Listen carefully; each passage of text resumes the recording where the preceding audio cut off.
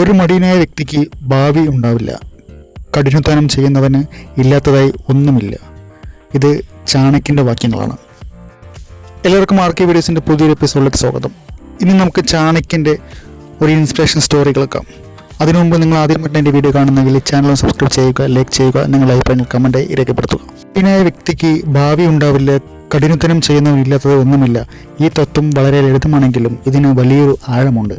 ചാണക്യൻ ഇവിടെ ഊന്നി പറയുന്നത് കർമ്മത്തിൻ്റെ പ്രാധാന്യത്തെക്കുറിച്ചാണ്. നമ്മൾ എന്തെങ്കിലും നേടാൻ ആഗ്രഹിക്കുന്നുവെങ്കിൽ അതിനായി പരിശ്രമിക്കുകയും കഠിനാധ്വാനം ചെയ്യുകയും വേണം. വെറുതെ ആഗ്രഹിച്ചാൽ മാത്രം പോരാ.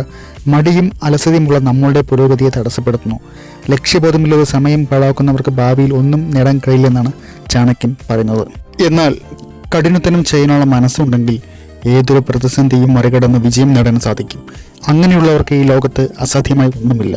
ഈ തത്വം നമ്മളെ ഓർമ്മിപ്പിക്കുന്നത് നമ്മളുടെ വിജയം നമ്മളുടെ പരിശ്രമത്തെ ആശ്രയിച്ചിരിക്കുന്നു എന്നാണ്.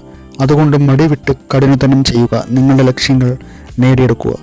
ഇത് നിങ്ങൾക്ക് പ്രചോദനമായി എന്ന് കരുതുന്നു. അടുത്ത വീഡിയോയുമായി വീണ്ടും കാണാം.